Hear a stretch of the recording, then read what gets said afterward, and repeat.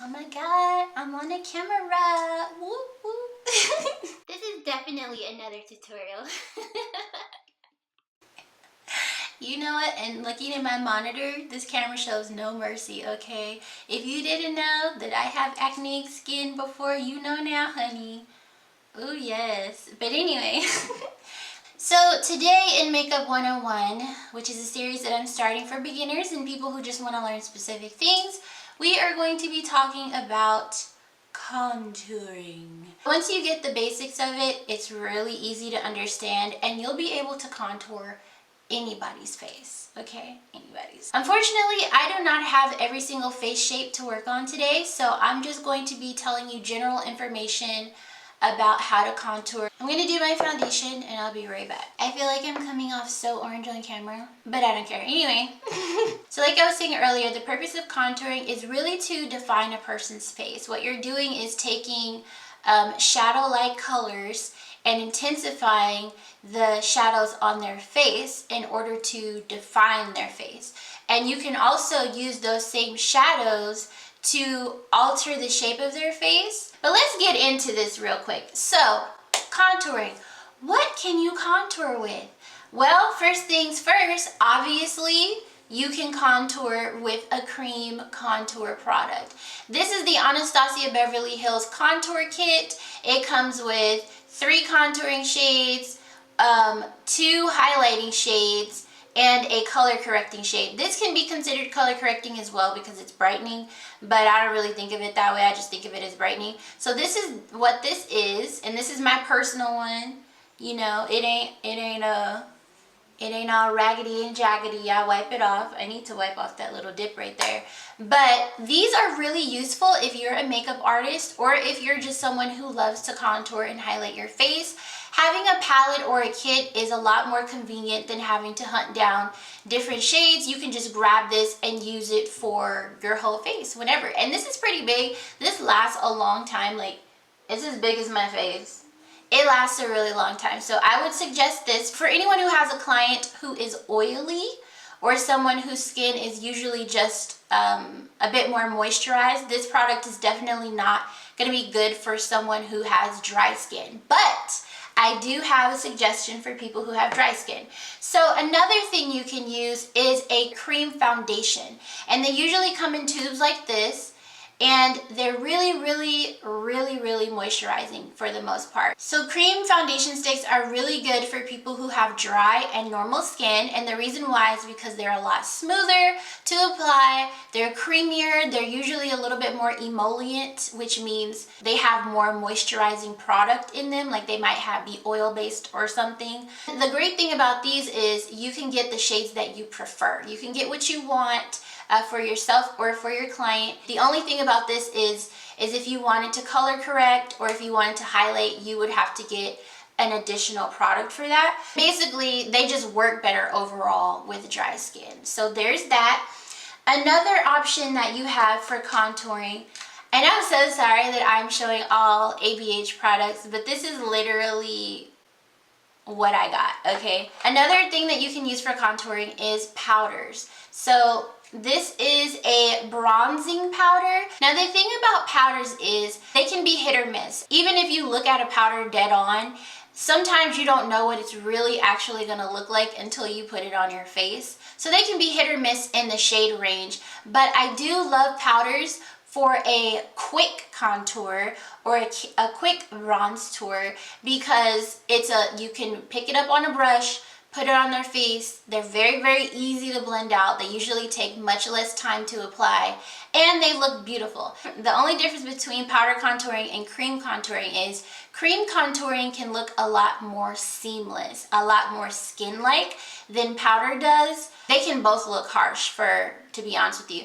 So you can use a powder to contour, and it's not limited to contouring powders. You can get for example, I use a foundation. This is the LANCOME Dual Finish Foundation Powder. It's looking a little raggedy, excuse me for that. I've been using this for a long time. So you can use foundation powders, bronzing powders, whatever powder you prefer to use. I would not suggest loose powders though. That might be a little tedious to deal with. You can also contour with foundation. And I know I already said cream foundations, but you can also contour with liquid foundations. That is definitely possible. So yeah, let's get into contouring. This is the Anastasia Hydrating Oil. I'm gonna take a little bit of this and I'm gonna use it to blend out my contour today because I wanna use cream for visual efficiency, and also I need this to blend like a dream because I'm trying to teach. Okay. And I'm just gonna drop one drop into the shades that I'm going to be using. Really don't need any more than that, quite frankly, because otherwise it might turn into a slick mess. When you use palettes like this, in order to avoid bacteria buildup, you'll want to get a spatula. They're very affordable, and when you're using this kind of product, you get a spatula, you'll scrape what you need out of the tins, and then you can close this if it's sanitary and use the top of your, if you have a palette, which palettes are like little pieces of metal or plastic that you put product on top of. You just scrape it out of here, put it on top of that palette, and then you would use it that way. You don't want to go into, especially cream products, directly and put it on someone's face. You don't want to double dip. That's what it's called. You don't want to double dip because what winds up happening is bacteria builds up. I like to start with a lighter shade when I'm contouring. So I'm going to start with this one right here. It's called Cinnamon. The reason why I prefer to start with a lighter shade is because it's easier to build something up than it is to take it away, especially if you're using a cream product. The best way to figure out where to contour on your face or someone else's is to turn them to the side, and you can start from where their ear or their sideburns is, from right here, and you usually want your contour to stop around the end of your eye. So right around here, you want your contour to stop. What I like to do is start right here. This is where I like to contour. If you have trouble finding someone's cheekbones, take your finger and run your finger along their face to feel for their cheekbone, which in most cases is right here where the ear meets the face, right here. Where the face starts to sink in under that bone, that's where you want the contour to start. Am I in focus? Application. When you are contouring, you want to make sure that you contour upwards if you're trying to lift the cheekbones and keep the face looking snatched. If you contour downwards, you're going to look like Dracula from the 1940s, which means your face is going to look sunken in. It almost gives this really dead effect to the face. So you'll want to contour upwards for the cheekbones. So I would apply the product and I always tap it in. You can barely see it. That's how subtle my contours are though. So I'm going to go into the darker shade. There we go. But I always tap the product in like so. And again, not going past the end of my eye. Once you've established where your contour is, again, you don't want to blend downwards because that's going to give your face the sunken effect. You want to blend upwards. And I always blend with tapping motions. You can do whatever works best for you. And just make sure that everything comes together seamlessly. If you wind up contouring with a cream product and it's a little too harsh for you, what you can do is take your foundation brush, which is what I'm going to do. I'm just going to make sure that this is blended out first. You blend this all the way out first. And make sure it meets with your hairline because you don't want to look like you got a mask on. But see how seamlessly that blended? So if it's a little too harsh for you, you can take your foundation brush, and I always say start where your blend ended, because if you start right here, you might pick up product and it might be uneven. So just take your foundation brush and go along the perimeter of the contour and then work your way down to the end point. Just like that. Real subtle, real subtle.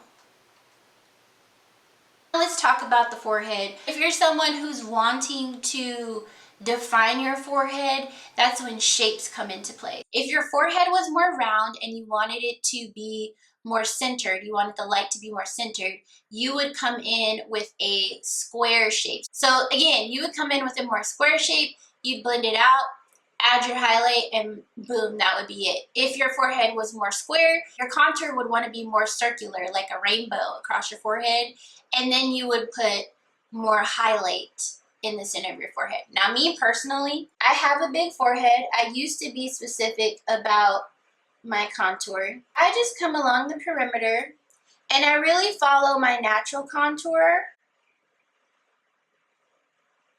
and I always connect my contours. So I'm really just, if I were to be harsh, it's going like this. You see that? Just following the natural shadows of your face, and it's really not that difficult to see if you take your time. And then I like to blend it out with my foundation brush, because the last thing I want is a bucket head. And a bucket head is when you've got so much contour on your forehead that it looks like you have a bucket on your head. Now what we're going to do is the nose. This is probably the only thing that I don't know too much about in makeup. What I do know is that if you're contouring, you'll want to start at the bridge of your nose, right up in here. And you really don't need a lot of product. I'm just doing this for show. Cream contouring is always much more natural looking, especially around the nose. And you'll want to blend this into the depths of your eye, okay? Just like that. And of course, depending on what shape you're going for, you can either go straight down the bridge of your nose. I like to make a little bit of a curve. Just like that. And then again, coming in with a sponge, or like I like to do, a foundation brush, and just pressing it into the skin.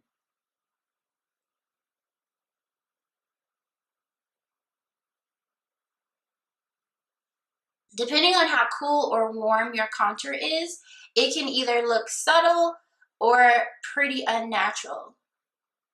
And I guess that's why I never really got the gist of contouring the nose for me, is because like it disappears, but on camera you can see the contours. Visually with my eyes, it's like, where did it go? Let's get into the next step of contouring, which is powder. Of course, when you're using a cream, you're gonna wanna set it, because creams obviously are more emollient and they can slide off of your face.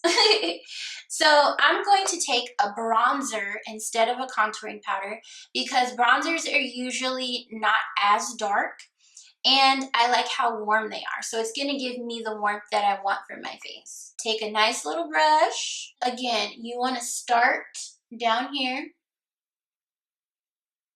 and then work the product upwards. What this powder is also going to do, besides setting the contour, is give it a little bit more depth, as you can see there. A little bit more depth. And you don't have to go crazy with this. You don't have to use a lot unless you just want to. Same thing up here. I just like to whisk it across my forehead. I wouldn't suggest going ham with the powder on top of your cream contour, because cream, even though it looks more natural, when powder's added to it, it just intensifies. I like to start on the eye and then work it down the bridge of the nose. And as you can see, one side of my face has way more definition than the other side.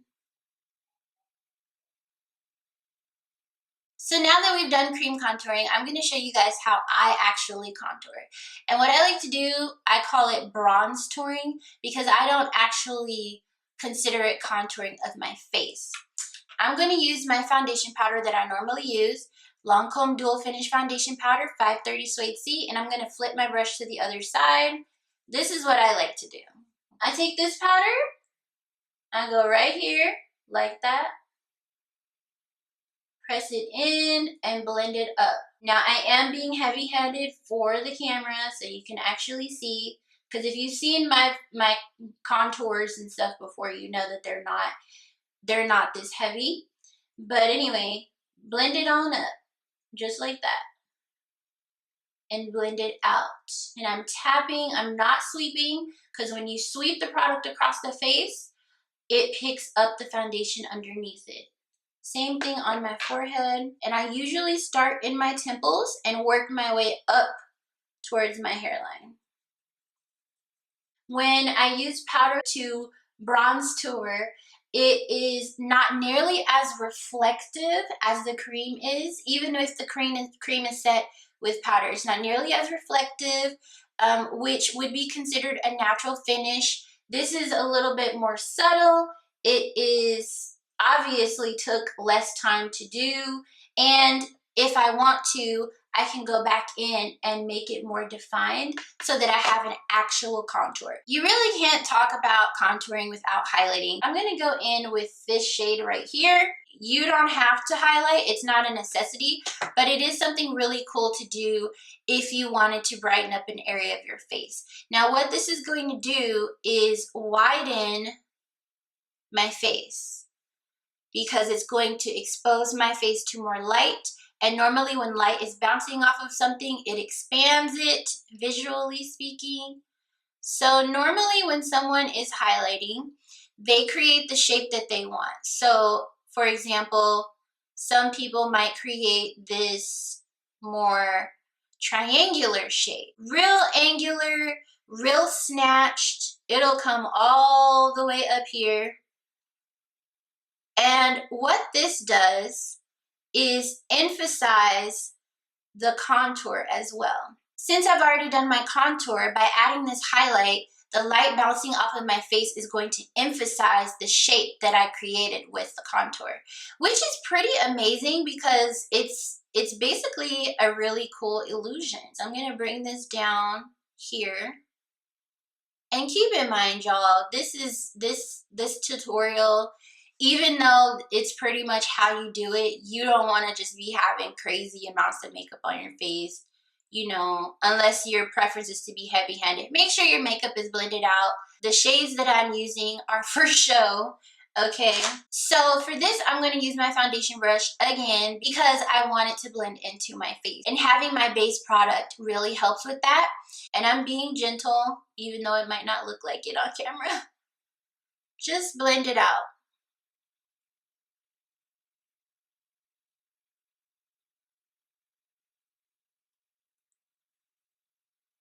But see my face? One side is super snatched.